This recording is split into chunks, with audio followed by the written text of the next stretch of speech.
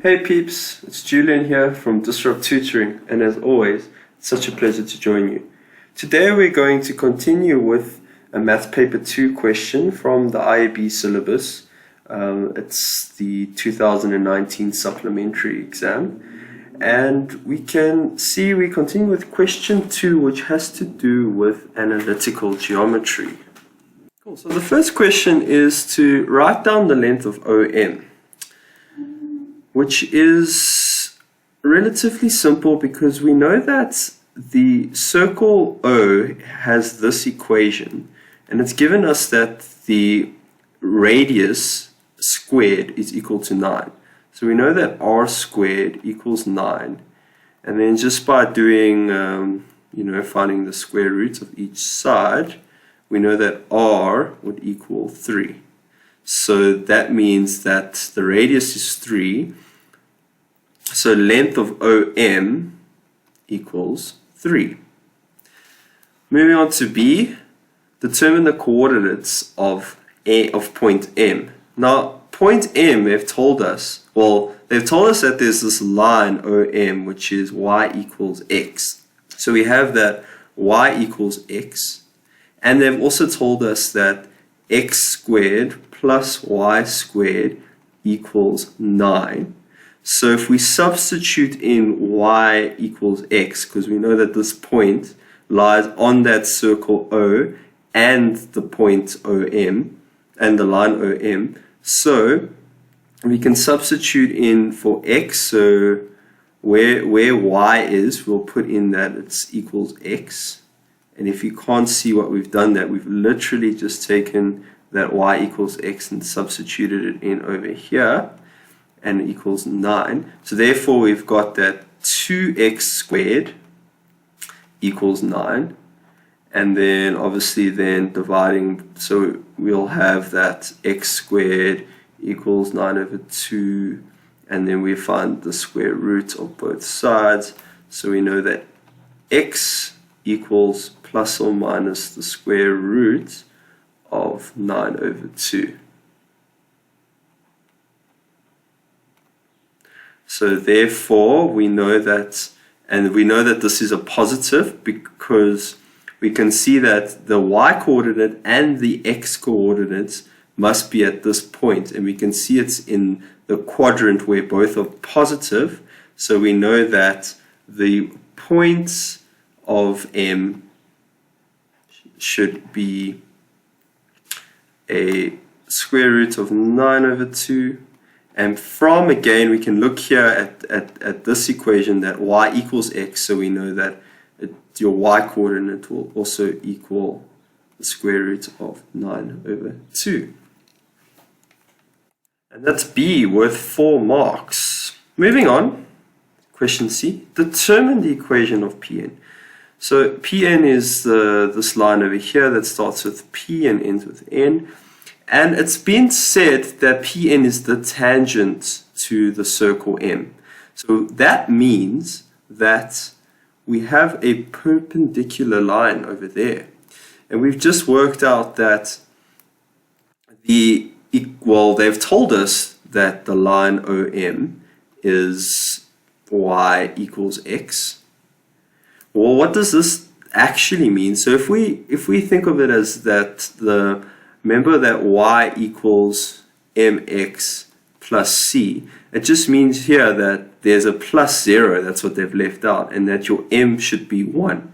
So we know that for OM, the gradient is 1, but we have that the line Pn is the tangent.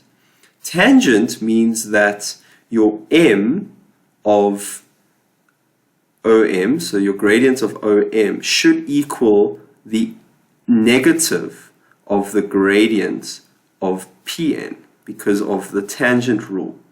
So because they're perpendicular. So we know therefore that the gradient of Pn should simply then just be minus 1. And we've got the gradient, so therefore we know that y equals minus x plus c, substituting in for that gradient over there.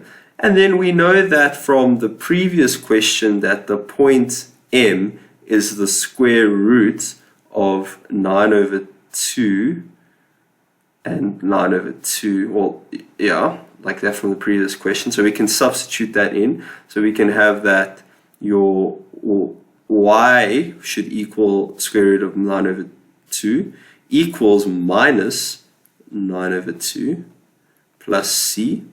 Then moving that to the other side, we can see that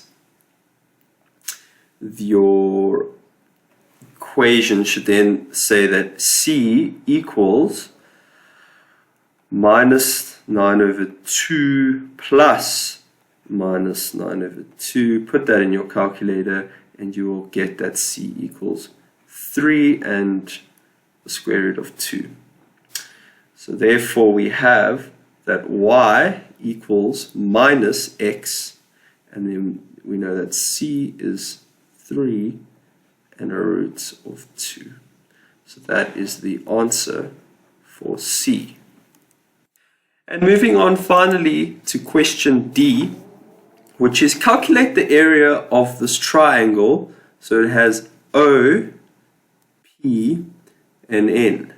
So what would be useful here is we can use the formula, the area formula, which we can get off the formula sheet, which is that your area of the triangle should equal half times AB times the sine of C. So if we look at this triangle, which this is 90 degrees by the way because it's an axis, and if this is our point C, our angle C, we know that this must be A and that must be B. So to calculate the length of A, we can see that it's actually this line OP. So OP is from the 0, so from the origin, which is 0, 0, to the y-intercept, of which is P.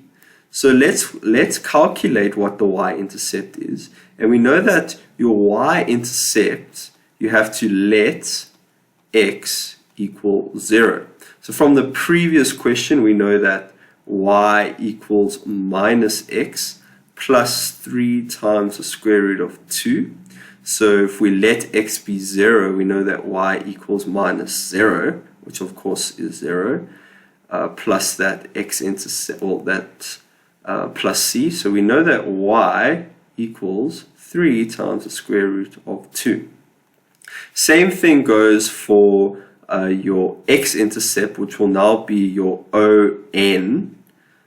on, and so that will be your x-intercept, and there we let we let y equals 0, so we can say that y should equal minus x plus square root of 2 times 3, so we take the x to the other side, becomes positive, so we also have that x equals square root of 2 times 3. So now we've got this point N and we've got this point P, so I'm just going to go down here.